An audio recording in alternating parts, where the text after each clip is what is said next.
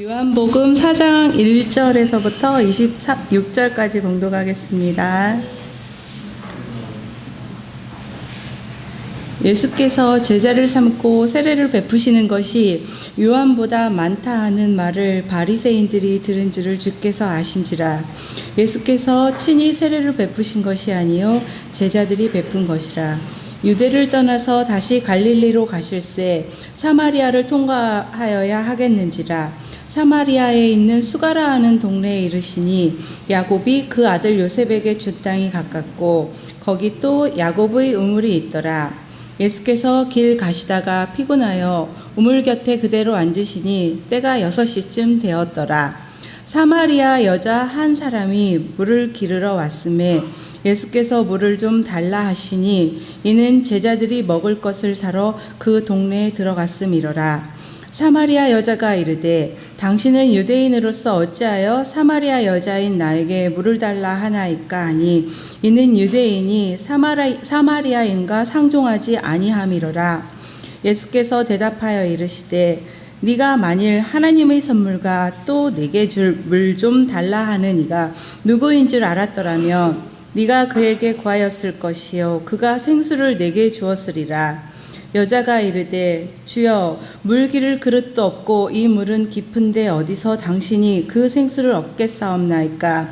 우리 조상 야곱이 이 물을 우리에게 주셨고 또 여기서 자기와 자기 아들들과 짐승이 다 마셨는데 당신이 야곱보다 더 크니이까. 예수께서 대답하여 이르시되 이 물을 마시는 자마다 다시 목마르려니와 내가 주는 물을 마시는 자는 영원히 목마르지 아니하리니 내가 주는 물은 그 속에서 영생하도록 솟아나는 샘물이 되리라. 여자가 이르되 주여 그런 물을 내게 주사 목마르지도 않고 또 여기 물 기르러 오지도 않게 하옵소서. 이르시되 가서 네 남편을 불러오라. 여자가 대답하여 이르되 나는 남편이 없나이다. 예수께서 이르시되 네가 남편이 없다 하는 말이 옳도다. 너에게 남편 5이 있었고 지금 있는 자도 네 남편이 아니니 네 말이 참되도다. 여자가 이르되 주여 내가 보니 선지자로소이다. 우리 조상들은 이 산에서 예배하였는데 당신들의 말은 예배할 곳이 예루살렘에 있다 하더이다. 예수께서 이르시되 여자여 내 말을 믿으라. 이 산에서도 말고 예루살렘에서도 말고 너희가 아버지께 예배할 때가 이르리라. 너희는 알지 못하는 것을 예배하고 우리는 아는 것을 예배하노니 이는 구원이 유대인에게 남이라. 아버지께 참되게 예배하는 자들은 영과 진리로 예배할 때가 오나니 곧 이때라. 아버지께서는 자기에게 이렇게 예배하는 자들을 찾으시니라. 하나님은 영이시니 예배하는 자가 영과 진리로 예배할지니라. 여자가 이르되 메시아 곧 그리스도라 하는 이가 오실 줄을 내가 아노니 그가 오시면 모든 것을 우리에게 알려주시리이다. 예수께서 이르시되 네가 말하는 내가 그라 하시니라. 아멘.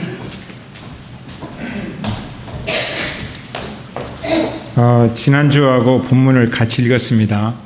그 말은 지난주의 설교 내용이 오늘의 설교의 또 배경이 된다는 그런 의미입니다. 같은 이렇게 말을 하면 맞는 말 같은데 틀린 말을 하는 사람들이 많습니다. 틀린 말을 맞는 말 같이 하는 거예요. 자기 확신에 사로잡혀서.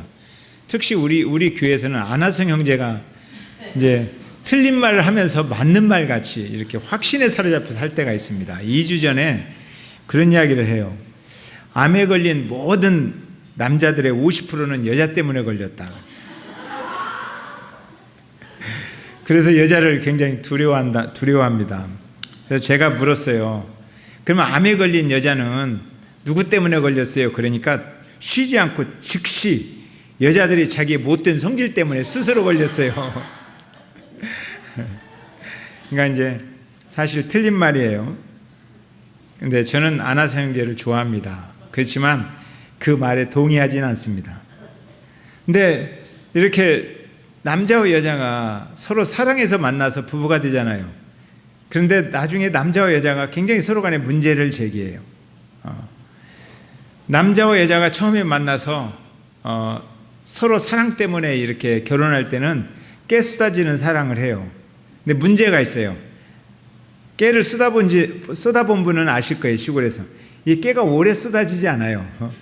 잠깐 쏟아지고 끝나요. 그리고 텅 비어 있어요. 그러니까 깨가 안 쏟아지면 그 다음부터는 서로가 서로에게 상처를 줘요. 말로 상처를 주고 행동으로 표정으로 상처를 줍니다. 그러다 상처가 심해지면 너하고 사는 것이 참 힘들겠다. 내가 정말 불쌍해서 살아주지. 측은지심으로 살아준다. 그러면서 버티고 그렇게 힘들어하시는 분들이 의외로 많습니다. 우리 교회 안에서도 그런 분들이 많지요. 그런 분들에게 오늘 주님께서 위로하시려고 찾아오신 거예요. 혹시 그런 분들이 있다면 오늘 위로가 많이 되었으면 좋겠습니다. 그래서 당신이 너무나 목마르고 힘든 절망의 삶을 살아왔는데 이제 당신의 마음속에 하늘의 생명이 있었으면 좋겠습니다. 이제 예수님께서 그렇게 들려주신 이야기예요. 지금까지는 인생의 목마름을 남편에서 찾았지만 지금부터는 영원히 목마르지 않는 생수를 예수에게서 찾으십시오 라고 예수님께서 들려주시는 그러한 내용입니다. 그러니까 이 여인이 구하고 구했던 것은 좋은 남편 만나서 정말 인생 행복하고 아름답고 풍요롭게 그렇게 살고 싶었어요. 그렇게 살다가 죽었으면 좋겠다. 그랬는데 예수님께서 그런 남편 혹시 만났으면 데려와 봐라 이렇게 하는 거예요. 남편 데려오라. 그러니까 뭐라고 그래요? 남편 없다고 해요. 남편 없다는 말은 다시 말해서 남편 이야기 하기 싫다는 거예요. 남편 이야기 하기 싫어요. 그만해요. 이런 이야기. 예수님께서 맞아. 남편 이야기 하기 싫은 게 맞지. 왜냐하면 넌 지금까지 남편 5명이나 있었잖아. 지금도 한 남자하고 살고 있는데 그 남편을 또 자랑스럽게 데려올 수 있는 처지도 아니잖아. 이런 이야기를 하신 거예요. 그러니까 도망가고 싶은데 예수님께서 못 도망가게 자꾸 남편 문제를 파고 들어오는 거예요. 이 남편 문제가 수치심이고 열등감인데 그 이야기 안 했으면 좋겠는데 예수님께서 그 문제를 파고 들어오는 거예요. 그러면서 말씀하시는 거죠. 너 마음이 아프잖아. 아프면 아프다고 이야기해야지. 그래야 고치지. 너 아프잖아 하고 계속 이야기하지 마세요. 우리 너 아파 지금 그거 아픈 문제야 하고 파고 들어오는 겁니다. 그러니까 이 여자가 더 이상 그런 이야기 하면 안 되겠어요. 자, 우리 20절 한번 읽어봐요. 자, 20절 시작.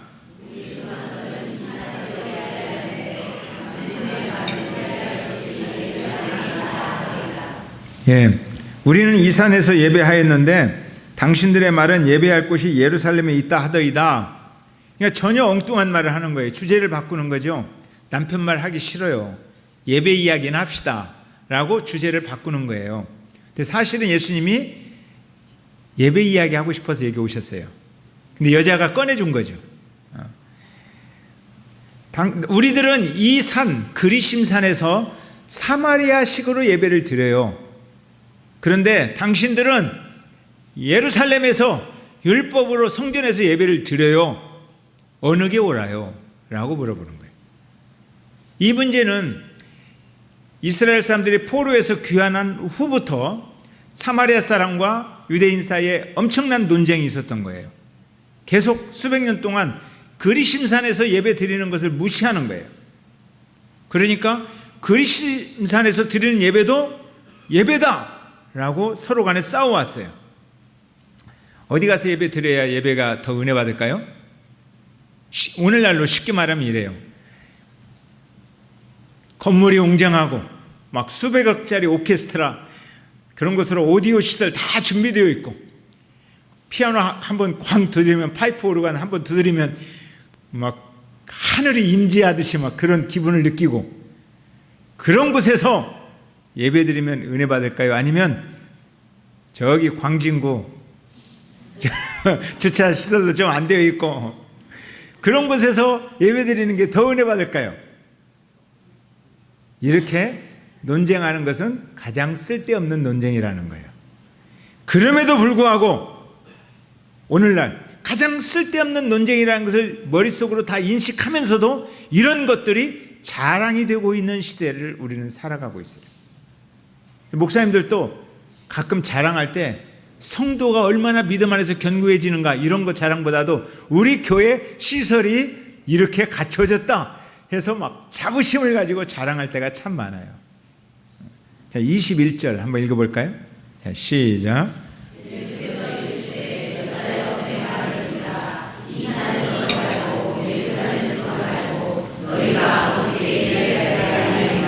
아멘. 예수님께서 이야기하는 거예요. 여자여, 내 말을 잘 들어보세요. 이 산, 그리심산에서 사마리아식으로 예배 드리는 것, 그거 말고 저기 예루살렘 성전에서 율법을 낭송하면서 드리는 예배, 그거 말고 진짜 예배는 아버지와 자녀가 만나는 겁니다. 그때가 이르는 거예요. 너는 지금 그때가 아직 안 되어서 예배를 경험하지 못하고 있는 거예요 라고 말하는 거예요. 하늘에 대한 관심, 생명에 대한 관심, 예배에 대한 관심, 이런 관심을 예수님이 지금 이 여자에게 알려주고 싶은데 여자가 꺼낸 거예요. 저는 여기서 예수님의 대화법이 정말 멋있어요. 예수님은 처음부터 누구를 가르쳐주고 싶어서 왔어요? 내가 그리스도다 이 말 하려고 왔어요.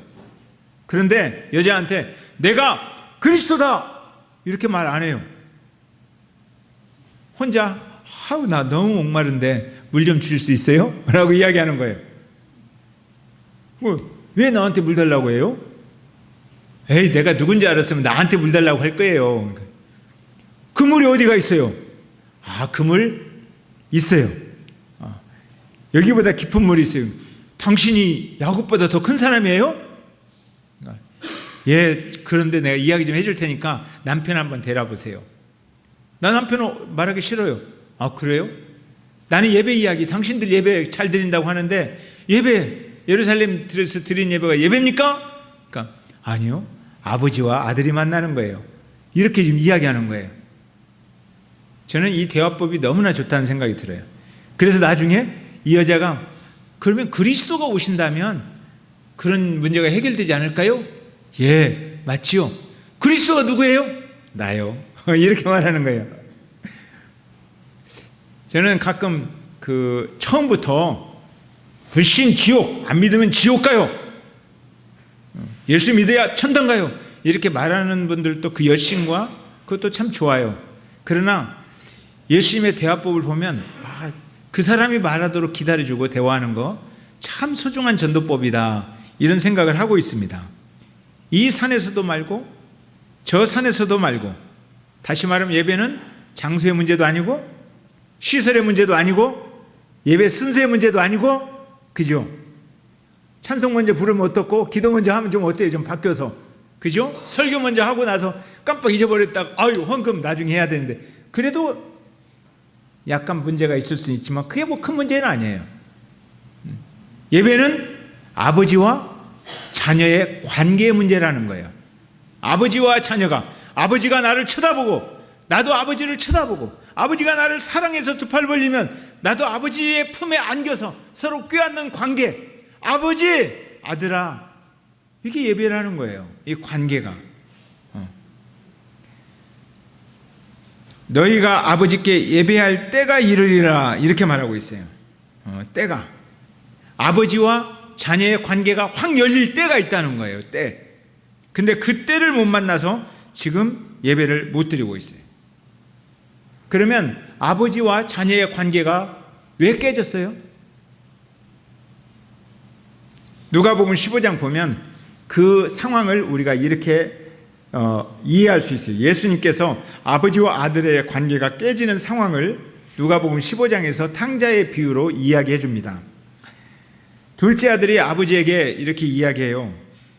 아버지, 내게 물려줄 재산을 좀 주십시오. 그러면 내가 아버지를 떠나서 가로 살아보겠습니다. 이렇게 말해요. 거기에 생략된 단어가 그거예요. 내가 아버지를 떠나서 내 마음대로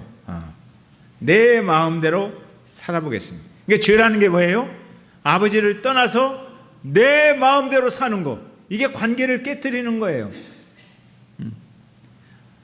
여기에서 아버지의 말을 듣고 아버지와 관계를 이루면서 사는 게 아니라 아버지를 떠나서 내 마음대로 살아보겠다. 고집을 부려서 아버지를 떠났습니다. 그러면 마음대로 그냥 돈을 허랑방탕하며 살았겠습니까? 그렇지 않아요. 이민까지 가면 열심히 살아보려고 했을 거 아니에요. 열심히 살아보기 위해서 친구도 만나고 열심히 살아보려고 술집도 간 거예요. 허랑방탕해서 간 게 아니에요. 열심히 살아보려고, 어떻게 관계를 맺고 돈 한번 벌어보려고 술집에 가서 술 대접도 하고, 그리고 재산도 떼어주고 뇌물도 써보고 별짓을 다 했어요. 그런데 하다 보니까 빈털터리가 되었어요. 심지어 돼지 우리 거기까지 가서 일했지만 여전히 목마를 뿐이에요. 뭔가 채우면 인생이 행복해질 줄 알았어요. 그래서 채워보려고 했지만 결국은 목마름만 계속되었다는 거예요. 인생의 목마름. 너무 목말라서 이 아들이 그때서 생각하는 거예요. 혹시 내가 돌아가면, 아버지께 돌아가면. 그래서 아버지께 돌아갑니다. 먼 발치에서 아들을 기다리는 아버지가 달려오는 거죠. 그래서 두 팔을 벌리고 아들을 안아줘요. 그때 아들이 무릎을 꿇고 한 이야기가 중요한 이야기입니다. 내가 하늘과 아버지에게 죄를 지었사오니 아버지의 아들이라 일컬음을 받지 못하겠습니다 라고 말해요. 왜 문제가 생겼느냐? 하늘과 아버지에게 죄를 범했다는. 그러니까 하늘이 막히고 아버지와 관계가 막히니까 내 인생에 이런 문제들이 일어났습니다. 이런 이야기예요. 그 관계가 막혔다는 거예요. 이것을 로마서 3장 23절에서는 이렇게 말합니다. 모든 사람이 죄를 범하였음에 하나님의 영광에서 떠나 있었다.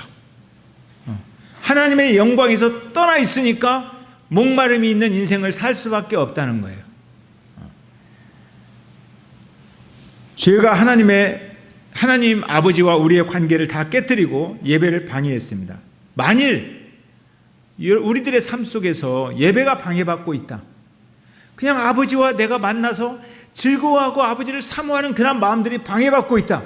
그러면 혹시 감추어진 죄가 있는지 여러분들이 여러분 자신을 돌이켜봐야 됩니다. 죄가 관계를 깨뜨릴 수가 있어요. 죄로부터 돌이켜야 아버지와 자녀의 관계가 서로 열리고 서로 끌어안고 서로 기뻐할 수가 있습니다. 그러니까 이 사마리아 수가성 여인도 죄가 있기 때문에 인생이 목마른 거예요. 예수님이 죄가 있다 이렇게 말을 안 했어요. 그렇지만 죄가 있어요. 죄가 뭐예요? 예수님이 그 죄를 들춰내는 거예요. 남편을 데려와라.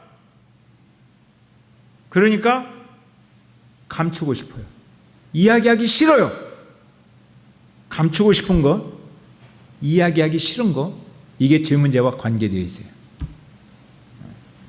이 여인은 지금 들키기 싫은 거에 있어요. 들키기 싫어요. 이런 문제는. 내 인생을 힘들게 하는 이거 감추고 싶어서 열등감과 수치심을 일으키는 이 문제의 근본이 뭐냐면 남편에게 중독되어 있다는 거예요. 하나님 없이는 살아도 남편 없이는 못 살겠어요. 그렇습니까? 이렇게 비슷한 사람이 있었어요. 아브라함이 그랬어요. 아브라함이. 아들에게 중독되었어요. 그래서 아들에게 중독되다 보니까 하나님과 관계가 점점 멀어져요. 하나님께서 큰일 났어요. 아브라함도 살리고 아들도 살려야겠어요. 이대로 놔두면 아브라함도 죽고 아들도 죽게 생겼어요. 그래서 아브라함에게 엄청난 고통을 줍니다. 아들을 떼어놓는 작업을 해요. 아들을 제물로 드리라는 거예요. 얼마나 아팠겠어요. 너가 아들을 떼어놓고 하나님과 관계를 회복해야 너도 살고 아들도 살아요. 이미 여러분들도 그런 경험 많이 해봤을 거예요. 자녀 키우면서 아들과 자녀와 내가 떼어놓을 수 없어서 자녀에게 중독되면서 하나님과 점점 멀어져요. 그러다 보면 어느 날 나도 죽고 아들도 죽어요. 자녀도 그렇게 죽어요. 그렇게 실패한 경험들을 많이 가지고 있어요. 내가 떼어놓고 나의 하나님, 우리 자녀의 하나님이 되어야 나도 살고 자녀도 살아요. 중독되지 말아야 돼요. 그러니까 예수님께서는 이 수가성 여인을 불러서 남편 데려오라. 이 말은 이 여인과 남편의 관계를 떼어놓기 위해서, 중독으로부터 헤어지게 하기 위해서. 그래야 누구도 살아요? 여인도 살고 그 남편도 살아나는 거예요. 이 여인이 하나님을 회복해야 이 남편도 하나님을 회복할 길이 열려요. 그래서 둘이 다 살아나요. 그러니까 남편 데려오라 이렇게 말했어요. 이게 죄 문제라는 거예요. 죄 문제. 아브라함은 나중에 깨달았잖아요. 아들을 떼어놓으면서 거기에서 고백하는 거예요. 여호와 이래. 아하, 여호와께서 내 인생 준비하시고 여호와께서 내 자녀 인생 준비하시고 하나님이 관계가 열려 있어야 우리의 관계가 열리는 거구나. 이걸 회복한 거예요. 하나님과 관계가 열려야 돼요. 근데 지금 그게 막혀 있어요. 이 세상의 가치를 하나님 나라의 가치보다 더 중요하게 여기는 거예요. 이게 죄예요. 다른 말로 표현하면 하나님을 하찮게 여기는 거예요. 하나님의 말씀을 존중하지 않는 거예요. 이게 죄. 이 죄의 싹스에 대해서 로마서 6장 23절에서 바울은 이렇게 말합니다. 죄의 싹스는 사망이요 하나님의 은사는 그리스도 예수 우리 주 안에 있는 영생이니라. 죄의 가운데 있으면 너도 죽고 주변도 죽고 다 죽어가고, 예수 그리스도가 오셔야 너도 살고 주변도 살고 다 살아나고, 이런 이야기를 하는 거예요. 죄의 결과는 죽음이에요.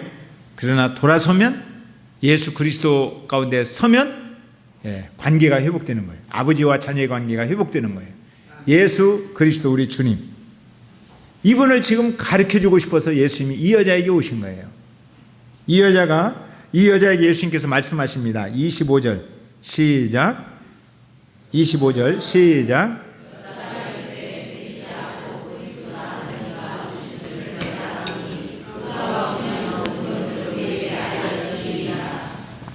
여자가 말하는 거예요.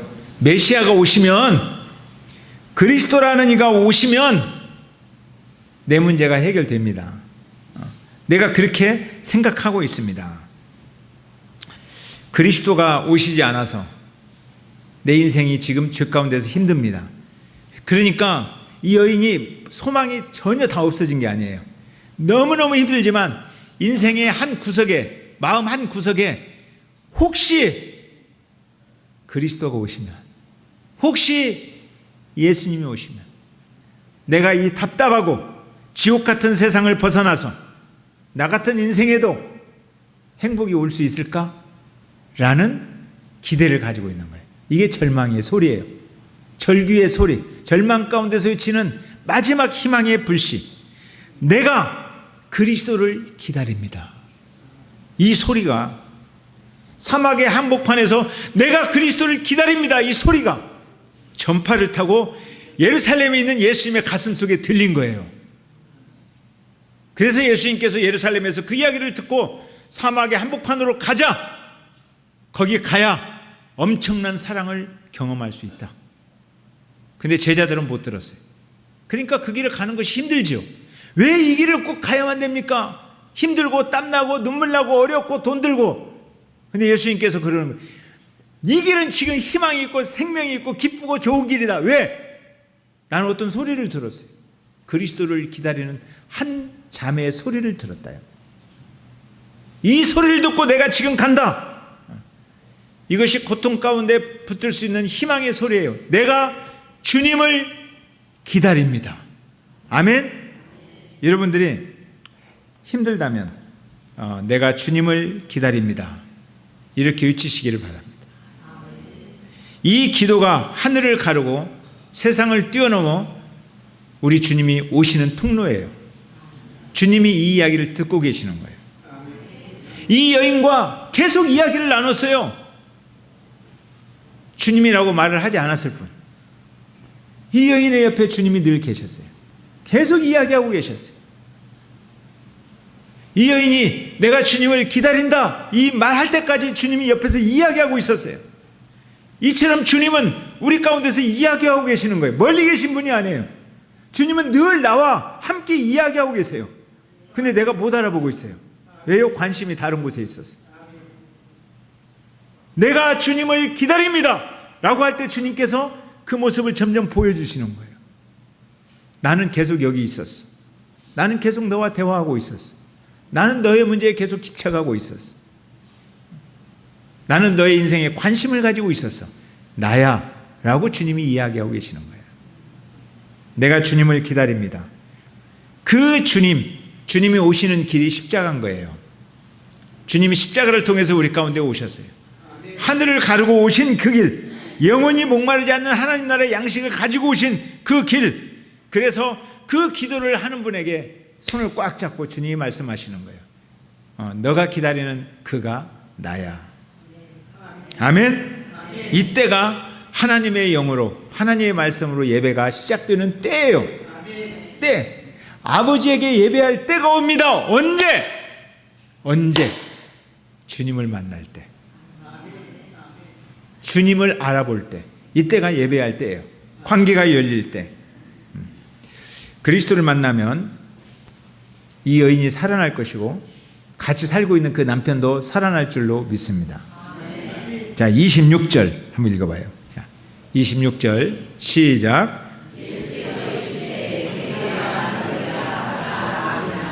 예수께서 이르시되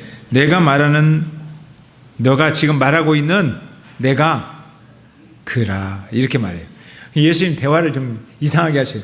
야, 내가 그리스도야, 내 예수야, 나 믿어, 이렇게 말하지 않고 너가 그토록 찾고 찾는 그리스도가 나야. 이때 이 여자가 얼마나 행복했을까요? 얼마나 놀랐을까요? 지금까지 이야기하고 있던 주님이 내 앞에 항상 그대로 계셨어요. 주님이시구나. 세상의 가치에 중독되어서 끌려가던 내 인생 종지부를 끊을 때가 바로 이 시간인 거예요. 예배가 회복되는 바로 이 시간. 예수님께서 그 여자에게 너 가치관을 바꿔라, 열등감의 감옥을 부숴라, 수치심의 감옥을 부수고 나와라, 관심을 바꿔라, 이런 말 하나도 안 했어요. 그냥 여자가 그리스도를 딱 발견하니까 다 바꿔지는 거예요. 예전에는 이 세상에서 가장 불쌍한 사람이 누구였어요? 자기였어요, 자기. 그래서 저 사람들이 자기를 쳐다볼까 봐 늘 동네에서 숨어 살았단 말이에요. 그런데 예수님을 탁 만나니까 가치가 바뀌었어요. 내가 불쌍한 사람이 아니라 알고 보니까 예수님 모르는 동네 사람들이 불쌍한 사람이었어요. 지금 보니까 나는 불쌍한 사람이 아닌 거예요. 예수를 만난 순간에. 여러분들이 가장 불쌍한 사람이에요, 혹시? 예수님 만나면 생각이 바뀌는 거예요. 내가 불쌍한 사람이 아니었구나. 그전에는 물동이가 너무너무 중요한 거예요. 이 물동이 얼마나 중요해요. 물 떠가야 되니까. 근데 예수님을 탁 만나니까 물동이가 별로 중요한 게 아니었어요. 물동이가 중요한 게 아니야, 이런 말씀 안 하셨어요? 그런데 더 중요한 것이 보인 거예요. 가치가 변하고 관심이 변하고, 그리고 열등감이나 수치심, 이란 감옥도 스스로 무너뜨리는, 저절로 무너져 버리는 그런 일이 일어났어요. 이 여인이 예수님 탁 만나는 순간에 다 일어난 거예요. 우리들에게 이런 예수님이 있기를 원합니다. 아멘. 이 만남이 변화의 시작인 거예요. 가치의 변화의 시작, 관심의 변화의 시작. 그래서 늘 우리가 문제가 생겼다 그러면 그 문제에 매듭하려고 너무너무 애를 쓰고 문제 때문에 기도하고 소나무 뿌리 뽑으려고 애쓰잖아요. 그런데 진짜 문제는 그게 아닌 거예요. 진짜 문제는 지금 내가 예수님과 만나고 있지 않는 거예요. 예수님의 시선과 내 시선이, 예수님의 마음과 내 마음이 부딪히고 있지 않는 거예요. 문제가 거기에 있어요. 그 문제가 해결되고 하늘이 열리고 관계가 열리면 매듭은 풀리게 되어 있다는 거예요. 그냥 매듭 풀려고 애쓰지 말고, 매듭 풀려고 고민하면서 고통당하지 말고 나와 함께 하시는 예수님을 바라보는 것, 이게 목마르지 않는 길입니다. 아멘. 이 여자가 달라졌어요. 앞에서 내가 그리스도를 기다립니다 하다가 예수님이 그 말씀 하니까 뭐라고 해요? 내가 그리스도를 만났다. 내가 그리스도를 만났어. 내가 그리스도를 만났다. 그러면 이 여자의 삶이 어떻게 변화될까요? 그 메시지 하나가 확 변화된 그 놀라운 변화. 다음 주일에 나눠야죠. 그 놀라운 변화는 이제 다음 주일에 이야기하겠습니다. 우리 찬양하겠습니다. 우리 이 말씀 붙들고 하나님 앞에 자유롭게 기도하는 시간을 갖도록 합시다. 혹시 여러분들 중에 들키지 않고 숨기려 하고 있는 것이 있습니까? 예수님께서는 그것을 계속 말씀으로 지적하십니다. 아프면 아프다고 말해야 고칠 수 있습니다.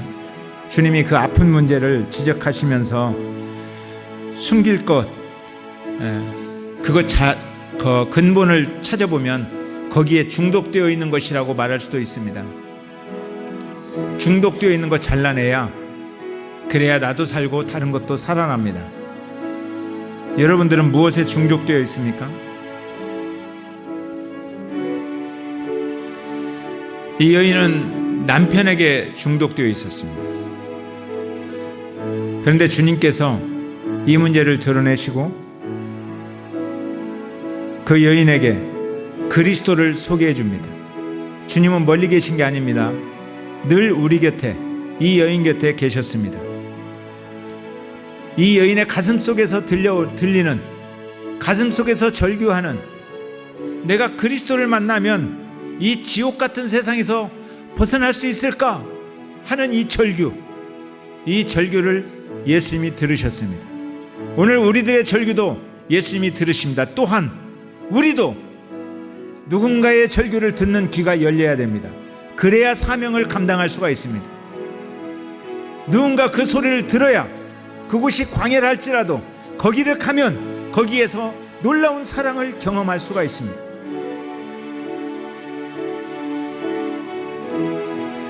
오늘 이 여인이 예수님 앞에 딱 섰을 때, 예수님 만났을 때 저절로 모든 문제들이 다 해결되었습니다. 가치도 바뀌고 관심도 바뀌고 변화가 일어났습니다. 토론이나 지식으로 변화된 것이 아닙니다. 도덕적인 삶으로 변화된 것이 아닙니다.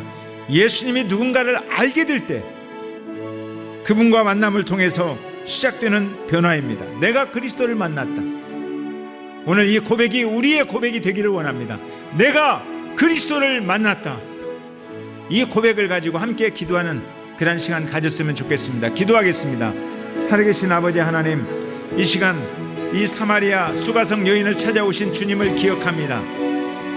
이 여인을 찾아와서 이 여인이 남편에게 중독되어 있는 이 중독의 문제를 해결함으로 인해서, 죄의 문제를 해결함으로 인해서 이 여인과 남편과 주변 사람들을 살려내는 놀라운 일을 계획하셨습니다.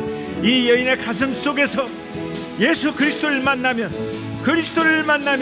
메시아를 만나면 지옥 같은 세상에서 변화될 수 있을까 하는 이러한 절규가 예루살렘에 계신 예수님의 가슴 속에 들렸습니다. 놀라운 기적과 은혜가 일어났습니다. 예수님이 우리의 절규를 들으십니다. 우리의 신음을 들으십니다. 살아계신 아버지 하나님, 우리가 신음할 수 있도록 도와주옵소서. 우리가 고민할 수 있도록 도와주시고 예수 그리스도를 찾는 마음을 고백할 수 있는 저희들 되게 하여 주옵소서. 주님, 그리고 우리도 이러한 신음의 귀를 기울일 줄 아는 그러한 사명을 갖게 하여 주옵소서. 우리의 귀를 열어 주옵소서. 성령이여 우리의 귀를 열어 주시옵소서. 그래야 예수 그리스도를 만나고 세상의 가치에 끌려가는 이러한 모든 인생의 종지부를 짓게 하여 주시옵소서. 생명의 빛을 향하여 거리장 같은 문이 활짝 열리게 하시고 열등감의 벽이, 수치심의 벽이 무너지는 그러한 축복을 경험하게 하여 주옵소서. 가치도 바뀌고 관심도 바뀌고 변화가 일어나는 그러한 삶을 살 수 있도록 주님 축복하여 주옵소서. 내가 그리스도를 만났다, 내가 그리스도를 만났다는 고백이 오늘 우리의 고백이 되게 하여 주시옵소서. 이 귀한 여인처럼 우리의 삶이 주님 앞에 회복되게 하여 주시옵소서. 살아계신 아버지 하나님, 예수님께서는 이 수가성 여인, 목마른 여인, 그 여인 곁에 처음부터 계속 서 계셨습니다. 여인이 몰라봤을 뿐 예수님은 그 여인의 인생의 문제, 삶의 문제, 하늘의 문제, 생명의 말씀의 문제에 대해서 관심을 가지고 끊임없이 그 마음을 두드리셨습니다. 관계를 막아버린 죄의 문제를 무너뜨리기 위해서,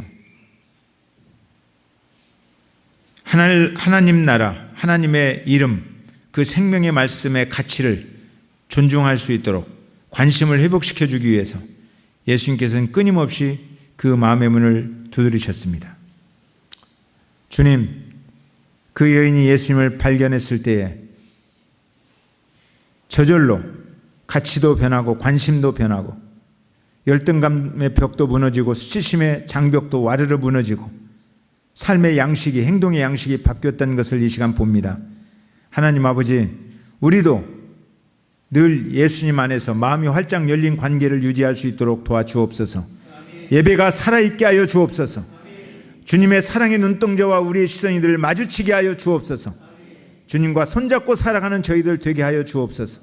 주님으로 인해서, 우리의 예배가 살아남으로 인해서 우리의 가치와 우리의 관심이 하나님 나라 생명의 말씀에 집중되게 하여 주시고 행동의 양식이 변화되게 하여 주옵소서. 사랑하는 주님, 이 시간 이 여인의 변화처럼 이 여인의 그 가슴 속에서 외쳤던, 주님을 만나고 싶었던 그 외침의 소리를 듣는 귀를 우리도 열어 주옵소서. 그래서 우리의 사명이 열리게 하여 주옵소서. 누군가 우리 주변에서 이렇게 고민하며 목말라 하고 있는 사람을 보는 눈을 뜨게 하시고 거기 가야만 경험할 수 있는 사랑, 그 사랑을 기억하며 그 길이 좀 힘들고 어려워도 달려갈 수 있는 저희들 되게 하여 주시옵소서. 지금은 교회의 머리가 되시고 생수의 근원이 되신 예수 그리스도의 은혜와 이 놀라운 일을 계획하시고 예수 그리스도를 십자가에 보내신 아버지 하나님의 사랑과 오늘 이 말씀을 통해서 도전하시며 깨닫게 하시며 알려주시는 성령님의 감동하심이 오늘 생수로 예수 그리스도로 복음으로 살기를 원하는 우리 사랑하는 지혜들의 인생 위에 영원토록 함께 하시기를 간절히 축원하옵나이다. 아멘.